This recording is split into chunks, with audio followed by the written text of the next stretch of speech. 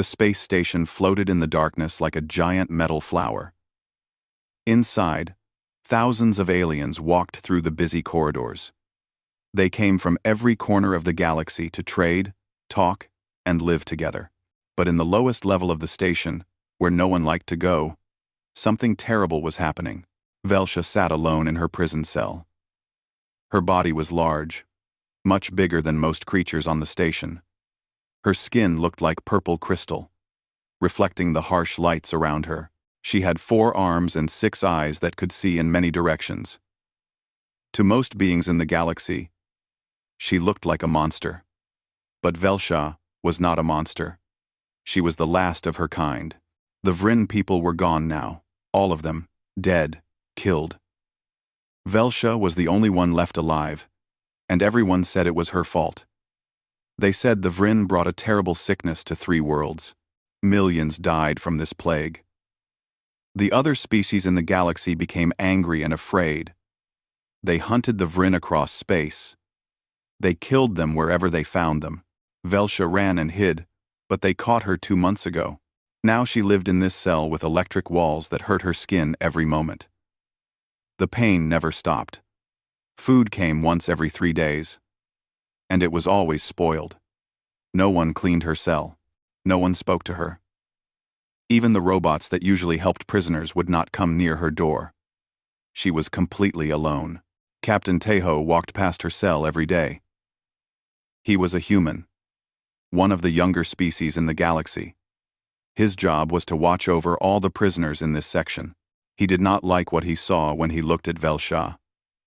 Not because she scared him, but because he could see her suffering. Still, his orders were clear. Do not help her. Do not speak to her. Just make sure she stays locked inside. Tejo had asked his boss, Counselor Hyun, about this many times. Why does she suffer so much? Why can't we give her better food? Why don't we turn off those electric walls? Hyun always gave the same answer. She is a killer. Her kind murdered millions. She deserves every bit of pain she feels. We keep her alive only because the council hasn't decided how to execute her yet. Tejo did not feel right about this, but he was just one man. What could he do against the whole galaxy? Far above the prison level, in the refugee section of the station, a small human girl named Hana was causing trouble again. She was only 7 years old, with bright eyes and messy black hair. Her parents died in a colony accident 2 years ago, and now she lived with other refugees who tried to take care of her. But Hana did not like to stay where she was told. Today, Hana had lost her favorite toy. It was a small, stuffed animal that her mother made for her before she died. Hana loved this toy more than anything. She remembered leaving it somewhere in the lower levels yesterday when she was exploring. The caretakers told her never to go down there, but Hana did not care. She needed to find her toy. The little girl sneaked away when no one was watching. She crawled through air vents and slipped past security doors that did not close all the way. She was small and clever. After an hour of searching, she found herself in the deepest part of the station. The lights were dim here. Everything smelled bad. But Hana kept looking. That's when the alarms started ringing. Guards rushed into the corridor and found Hana standing near the prison cells. They grabbed her roughly. "What is a child doing here?" one guard shouted. "She must have gotten lost," another said. "Let's take her back upstairs." But then Counselor Hyun arrived. He had been watching the cameras and saw everything. An evil thought came into his mind. For weeks, other species on the station had been questioning him. They asked why he kept the Vryn alive. Some said if the creature was so dangerous, why not just kill it? Others said if it was not dangerous, why torture it? Hyun was tired of these questions. He looked at little Hana, then at Velsha's cell door. A cruel smile crossed his face. "Wait," Hyun said to the guards. "Don't take the child away yet. I have an idea." Captain Tejo had just arrived. His heart sank when he saw that look on Hyun's face. "Sir, what are you thinking?" Tejo asked nervously. Hyun pointed at Velsha's cell. "Everyone argues about whether the Vryn is dangerous or not. Let's find out." If the creature is really harmless, it won't hurt a small human child. Right? Taeho's eyes went wide with horror. You can't be serious. She's just a little girl. Open the cell, Hyun ordered the guards. Put the child inside. No. Taeho tried to move forward, but other guards held him back. Little Hana did not understand what was happening. She was confused and scared. The guards pulled her toward a large metal door. It opened with a hiss. Inside, she could see a huge purple creature sitting in the corner. The creature's 6 eyes turned to look at her. Please, don't do this, Taeho begged, but Hyun just laughed. If the monster kills her, we'll know the Vrin truly are evil. If it doesn't, well, then maybe we'll reconsider. Either way, we get our answer. The guards pushed Hana through the doorway. She stumbled and fell on the cold floor. The door slammed shut behind her with a loud bang. Now she was trapped inside with Velsha. The huge alien slowly stood up, all 4 of her arms moving. Hana looked up at the towering creature above her. Outside the cell, dozens of people gathered to watch through cameras. Everyone in the station heard what was happening. They all waited to see what would happen next. Would the monster kill the innocent child? Or would something else happen? Something no one expected. The galaxy held its breath and watched. Hana sat on the cold floor and stared up at Velsha. The alien was so big. Her purple crystal skin glowed softly in the dim light. 4 arms, 6 eyes, and a body that looked nothing like any human. Most people would scream. Most people would cry and beg for help. But Hana just sat there, looking curious. Velsha did not move at first. She was as scared as the child. What if she accidentally hurt this small creature? What if her movements were too fast or too rough? The humans would use it as proof that the Vrin were monsters. They would kill her for sure. She tried to back away into the corner, but the electric walls hurt her when she got too close. Velsha made a sound of pain. It was a low, sad noise that came from deep in her chest. Hana's face changed. She was not scared anymore. She looked worried. Does it hurt? The little girl asked in her small voice. Outside the cell, everyone watching the cameras was shocked. The child was speaking to the monster? Captain Taeho pressed his face against the observation window. His hands were shaking. He wanted to break down that door and save Hana. But Counselor Hyun's guards blocked every control panel. Inside the cell, Velsha heard the child's question. The translator in the room was old and broken, but it still worked a little bit. Velsha understood some human words. She tried to speak back, but her voice was strange and deep. The translator made crackling sounds as it tried to change her words into human language. Yes, pain. Always pain, Velsha managed to say. Hana stood up slowly. She was so small compared to Velsha. The alien's lowest eye was still far above the girl's head. But Hana was not afraid. She walked closer. Don't hurt yourself, Hana said. Move away from the wall. Come sit in the middle. Velsha was surprised. No one had shown her kindness in so long. She carefully moved to the center of the cell, where the electric walls did not reach. The pain got a little bit better. She sat down, folding her 4 arms. Now, her eyes were closer to Hana's level. The little girl came even closer. She reached out one small hand and touched Velsha's crystal skin. It was smooth and cool, like touching glass. Hana smiled. Pretty, she said. Closer. Tears formed in Velsha's 6 eyes. In her whole life, no one outside her species had called her pretty. Everyone else called her monster, beast, or killer. But this tiny human child saw beauty where others saw horror. Why, you not scared? Velsha asked through the broken translator. Hana thought about this question. My mom used to say that scared people do mean things. She said we should be kind first, and ask questions later. Are you mean? Are you mean? No, Velsha answered quickly. I am not mean. My people were not mean. We did not do what they say we did. Then you're my friend, Hana decided. It was that simple. For her, hours passed. Outside, Captain Tejo refused to leave his post. He watched every second through the window. Other people on the station watched through their screens. Some hoped the child would survive.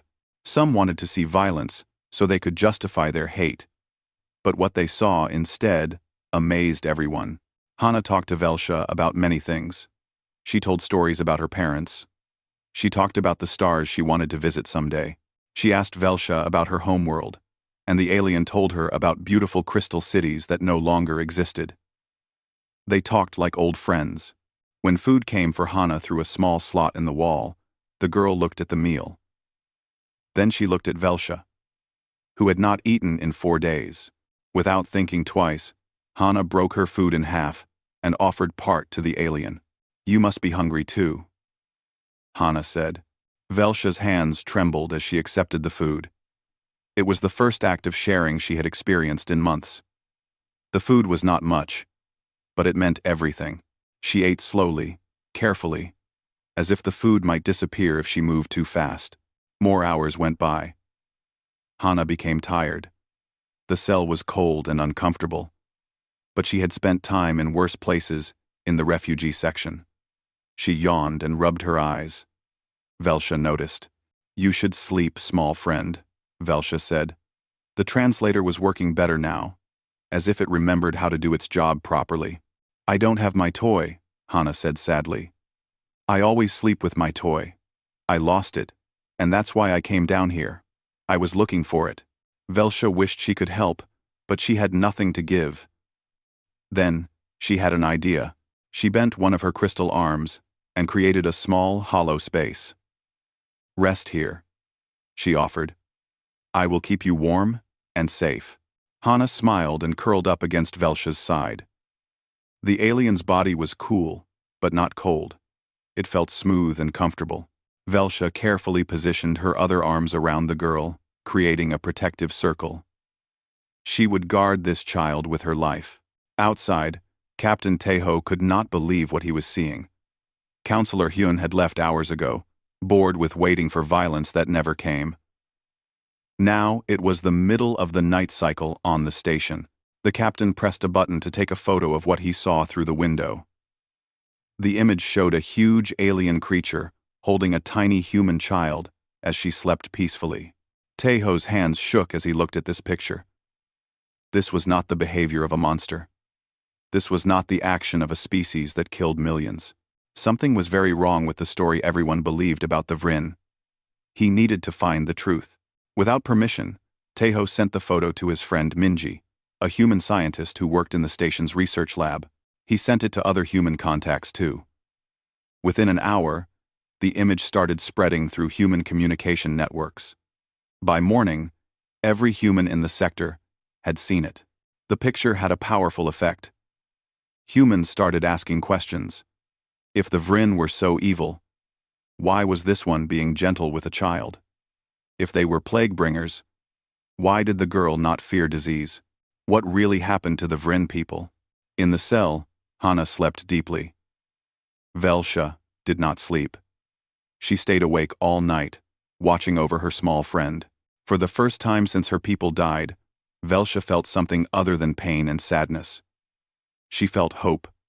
Maybe, just maybe, not everyone in the galaxy had forgotten how to be kind.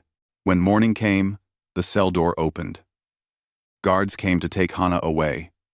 But when they entered, they stopped and stared. The little girl was still asleep against the alien, who looked at them with tired but protective eyes. One guard tried to grab Hana roughly. Velsha made a warning sound. Not threatening, but worried. The guard stepped back, suddenly afraid. Captain Tejo pushed past the others and knelt down beside Hana. "Let me," he said gently. He carefully woke the little girl. "Time to go, Hana." Hana rubbed her eyes and looked up at Velsha. "Can I come back tomorrow?" Everyone in the room was shocked by this question. The child wanted to return? Tejo looked at Velsha, then at Hana. Something had changed in him too. "We'll see," he said softly. We'll see. The picture of Hana sleeping with Velsha traveled fast across human space. Every human colony, every human ship, every human station received it within 2 days. People could not stop talking about it. They saw a monster that acted with kindness. They saw a child who trusted when adults only showed fear. The image made humans ask uncomfortable questions. Captain Tejo sat in his small office and looked at messages flooding his computer. Hundreds of humans were writing to him. Some were angry that a child was put in danger. Others wanted to know more about Velsha and the Vryn. Many asked the same thing. What if we were wrong about them? 8. Endon. R1. 8. His door opened, and Dr. Minji walked in. She was a xenobiologist, a scientist who studied alien life forms. She was also Tejo's friend from their academy days. She carried a datapad filled with information. I got your message, Minji said, sitting down. I've been looking into the Vryn plague data all night. Tejo, something doesn't make sense. What do you mean? He asked. Minji pulled up charts and reports on her pad. Look at this. The plague that killed those 3 colony worlds was a biological weapon. Very advanced. Very deadly. But when I examine Vryn biology from old records, their bodies cannot host this kind of disease. It's impossible. It would be like blaming fish for a forest fire. Tejo leaned forward. Are you saying the Vryn didn't create the plague? I'm saying they couldn't have created it, even if they wanted to, Minji explained. Their biology is completely wrong for it. Someone else made that plague. And someone blamed the Vryn for it. But who? And why? Minji shook her head. That's what we need to find out. But Tejo, if we're right, that means an entire species was murdered for a crime they didn't commit. That means Velsha has been tortured for months while being innocent. The weight of this possibility made Tejo feel sick. We need to investigate more. We need proof. They started working together, looking through old records and files. It was dangerous work. Counselor Hyun did not want anyone questioning the official story about the Vryn. But Tejo and Minji were careful. They worked during their off hours and told no one else what they were doing. Meanwhile, Hana visited Velsha every day. The guards did not want to allow it at first. But human pressure made it happen. Thousands of humans sent messages to the station demanding that the child's visits be permitted. They said if Velsha was so dangerous, the first visit would have proven it. Since Hana was safe, she should be allowed to return. Counselor Hyun did not like this. But he had to agree. He made rules, though. Guards must watch through cameras at all times. The visits could only last 2 hours. Hana could bring no items except food to share. The little girl did not care about the rules. She was just happy to see her friend again. Every day she came down to the cell and talked with Velsha. The alien taught her things about stars and planets. Hana taught Velsha human songs and games.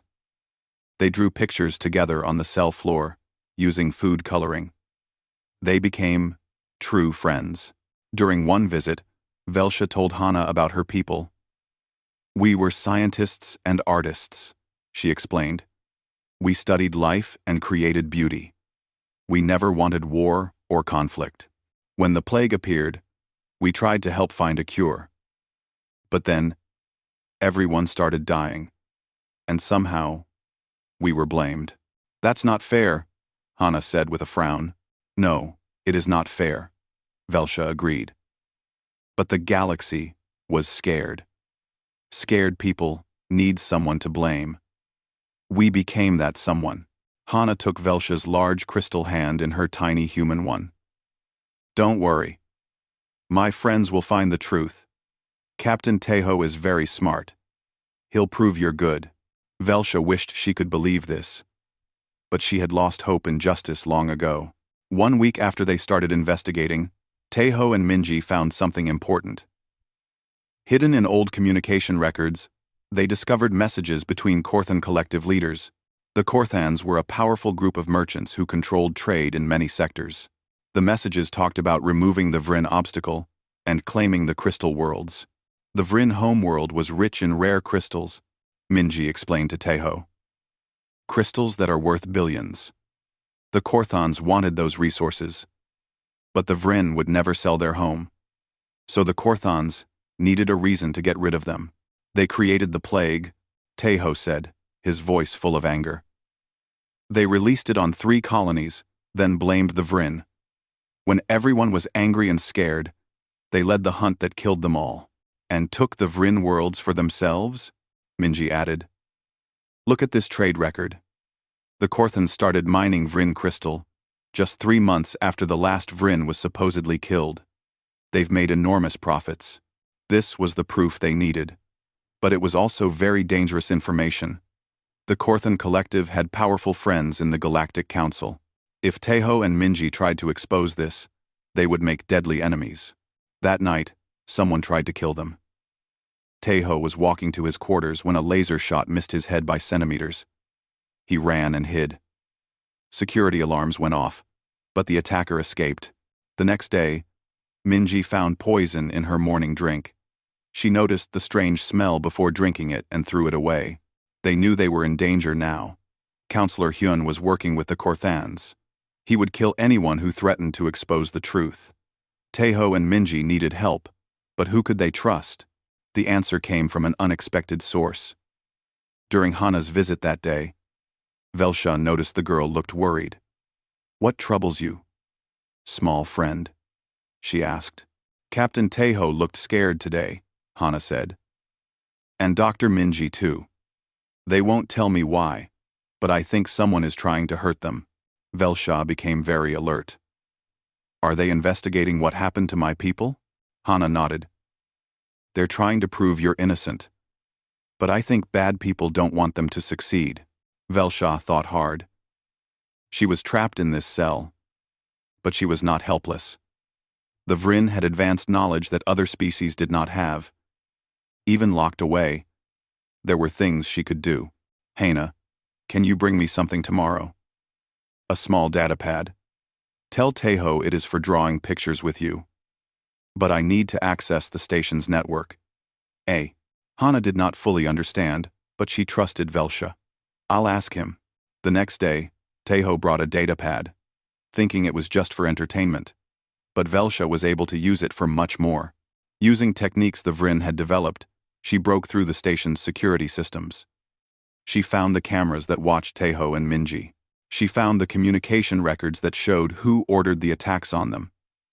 She gathered all this evidence and sent it to Teho's private messages. When Teho saw what Velsha had done, he was amazed. You saved our lives, he told her during the next visit. You are trying to save my honor, Velsha replied. And you are protecting my only friend. It is the least I can do. And a 10 for Mater. 1 Sinus Live. Crest into R4.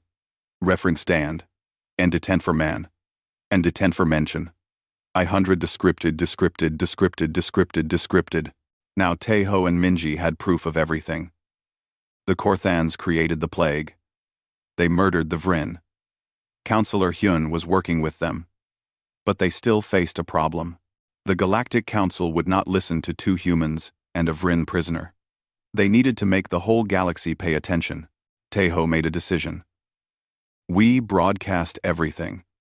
To every human colony, every human ship, every human station in this sector. We show them what really happened.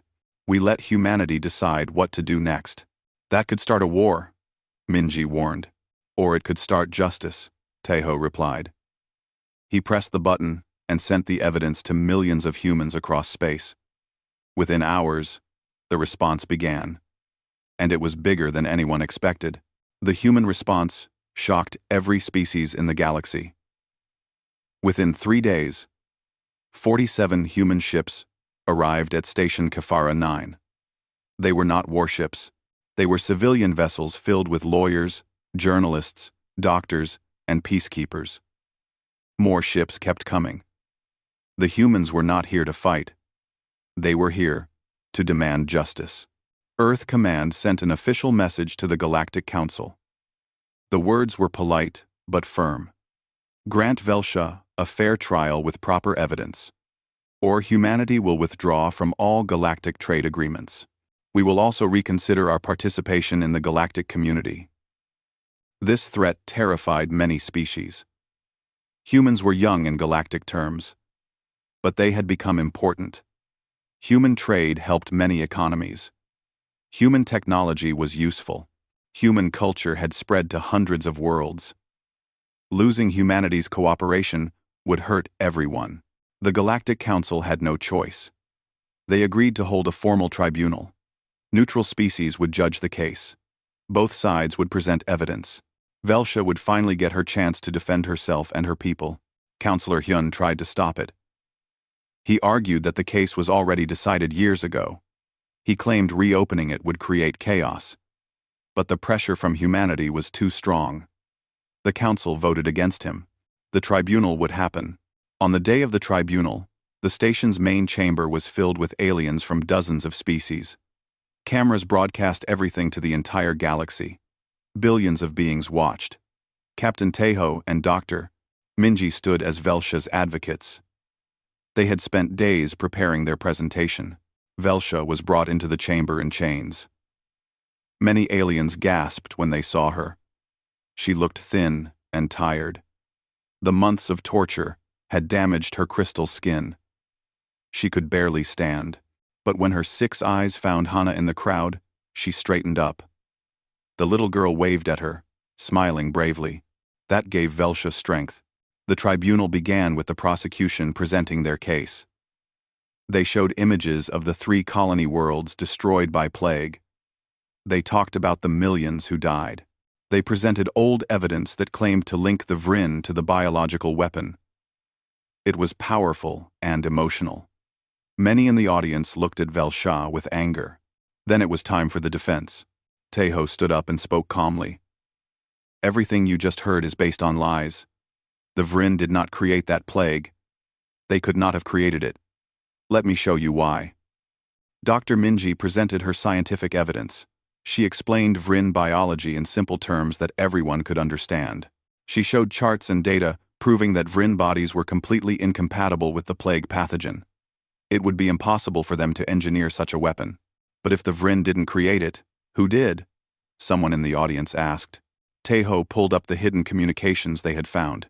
He showed messages between Korthon collective leaders planning to eliminate the Vrin obstacle. He showed mining records proving the Korthons took over Vrin worlds immediately after the genocide. He showed financial data revealing the enormous profits they made from stolen Vrin crystals. The chamber erupted in shocked voices. Aliens argued with each other. Some refused to believe it. Others demanded answers from the Korthon representatives present. Then came the most powerful moment of the trial. Little Hana asked to speak. The judges were surprised. Children rarely testified in galactic tribunals. But they allowed it. Hana walked to the center of the chamber. She looked tiny, surrounded by so many large aliens. She was not scared, though. She had something important to say. "My name is Hana," she began in her small, clear voice. "I was put in a cell with Velsha. Everyone thought she would hurt me. But she didn't. She protected me. She shared her food with me even though she was starving.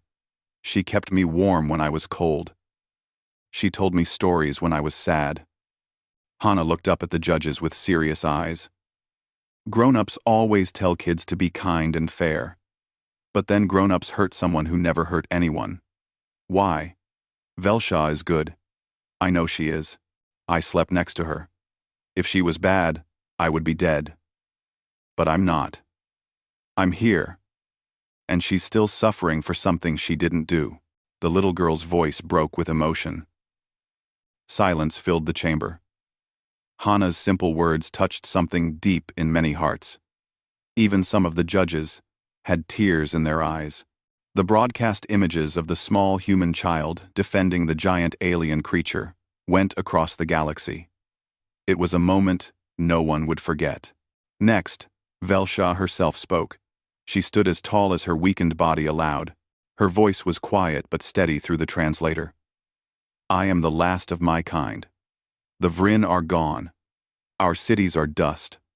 Our art is destroyed. Our knowledge is scattered. My people were murdered for crimes we did not commit. She looked around the chamber at all the different species. We were not perfect. No species is. But we valued life. We studied the stars to understand them, not conquer them. We created beauty because we believed the universe should be more than just survival. When the plague appeared, we tried to help find cures. We tried to save lives. And for this, we were blamed and destroyed. Velsha's 6 eyes closed for a moment. I do not ask for revenge. I do not seek punishment for those who killed my people, though they deserve it. I ask only for the truth to be known. Let the galaxy remember the Vryn as we truly were. Not as monsters, but as people who loved peace and learning. That is all I ask. Her words were spoken without anger or hate. Only sadness and dignity. It moved many aliens who heard it. They began to see the Vryn not as threats, but as victims of a terrible crime. The final piece of evidence came from an unexpected source.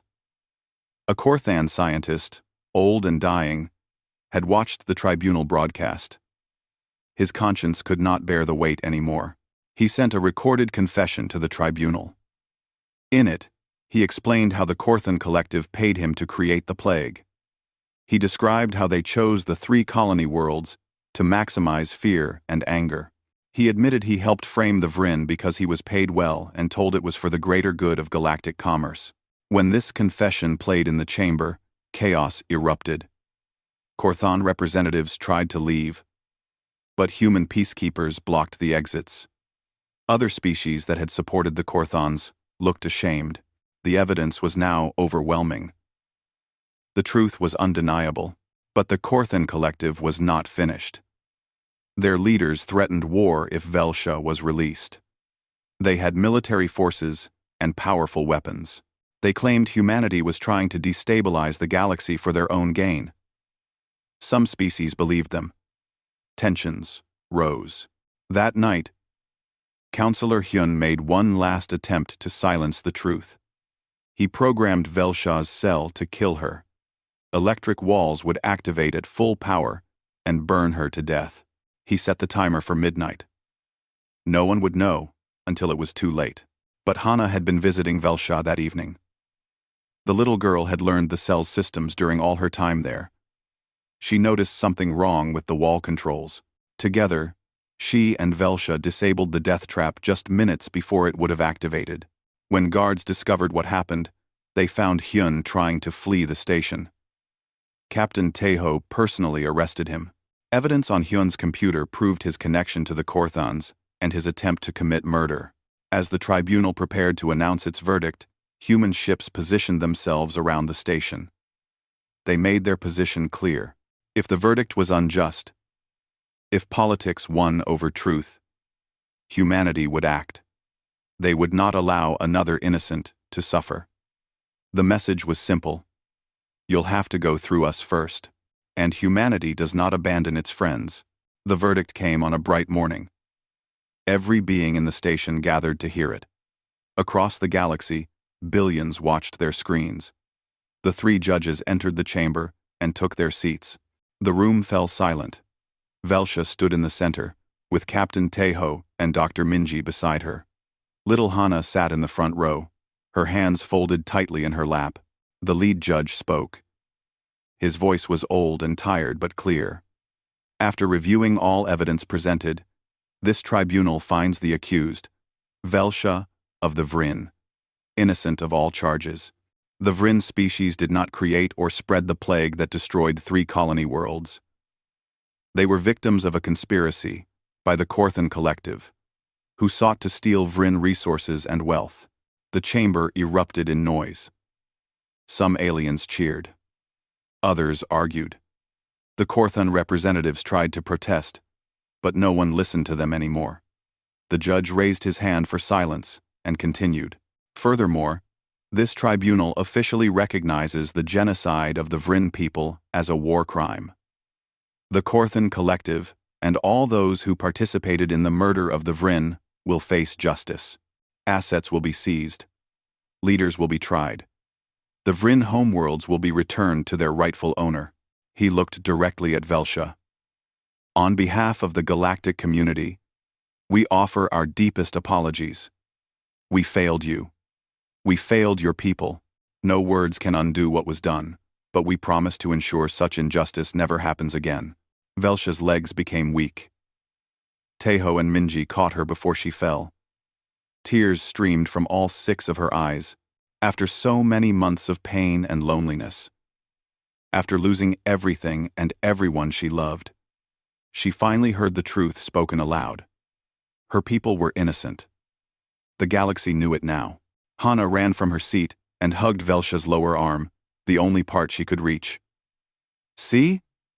I told you they would understand," the little girl said happily. The judge continued.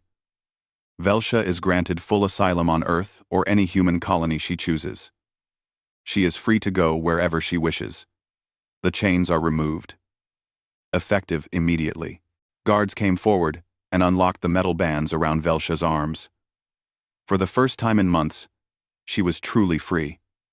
She rubbed her wrists and looked at the humans around her. These people, this young species, had done what the entire galaxy refused to do. They stood up for an innocent when everyone else turned away. Over the next weeks, things changed quickly. The Korthan collective fell apart as their crimes were exposed. Many Korthan leaders were arrested. Their business empire collapsed. Species that had traded with them now refused to deal with them. The 3 judges who tried Velsha formed a new organization to investigate other possible injustices in galactic history. Counselor Hyun was found guilty of attempted murder, conspiracy, and accepting bribes. He was sentenced to life in prison on a colony far from anywhere important. No one mourned his fate. Captain Teho was promoted. Earth Command made him the first special advocate for wrongfully accused species.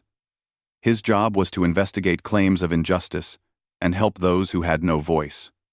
Dr. Minji became his chief scientist. Together, they started the Interspecies Justice Initiative. Velsha joined them as their first partner and advisor. Humans across space celebrated. But they did not celebrate their victory. They celebrated justice being done. The image of Hana and Velsha together became a symbol of humanity's values. It appeared on posters and screens everywhere. The message was clear. Humans protect the innocent, no matter what they look like or where they come from. Velsha chose to live on Earth. She wanted to be near Hana and her new human friends. The human government gave her a home in a quiet place with open skies. For the first time since her people died, Velsha had a place to rest without fear. Hana came to live with her. The legal process was complicated, but everyone agreed it was right. The little girl had no family left, and Velsha had no one either. They needed each other. Human social workers checked on them regularly to make sure Hana was safe and happy. They always found the same thing: a child and an alien who loved each other like family. Velsha spent her days doing important work.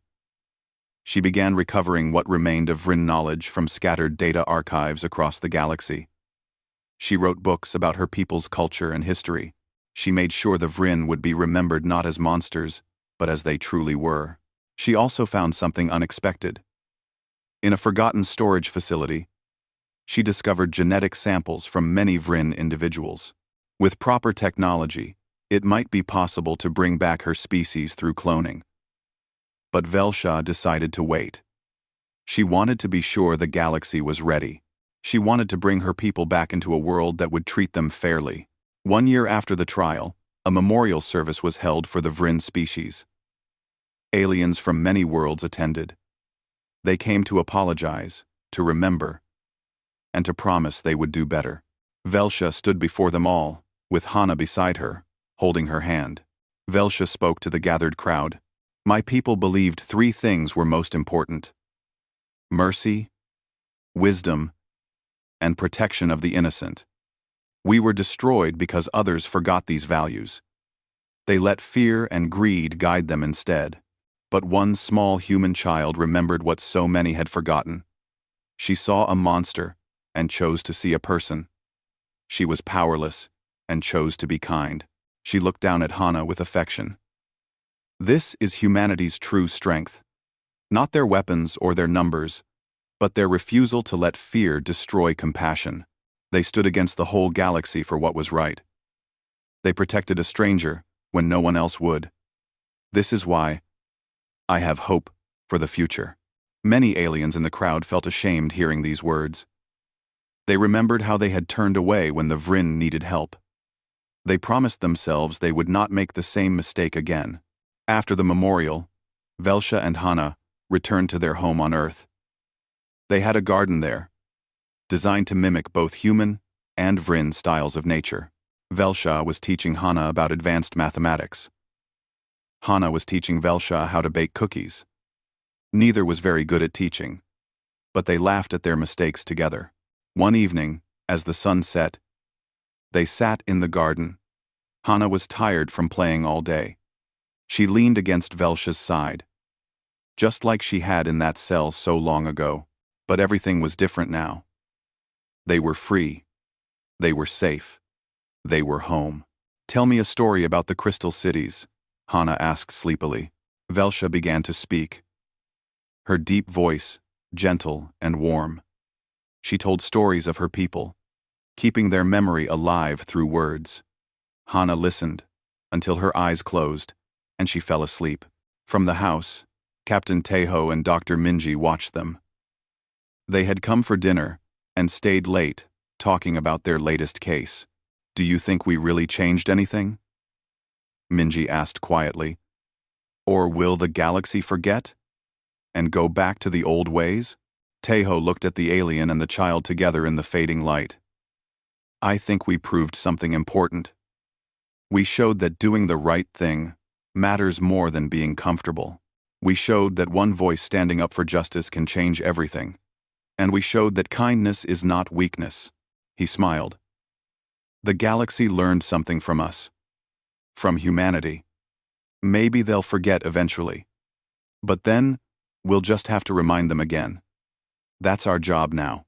As darkness came, Velsha carried sleeping Hana inside. The little girl, who once was thrown into a cell with a monster, now slept peacefully in the arms of her best friend. And the galaxy, watching from afar, learned that humanity's greatest weapon was not technology or numbers. It was the simple courage of a child who refused to see an enemy when she could see a friend instead.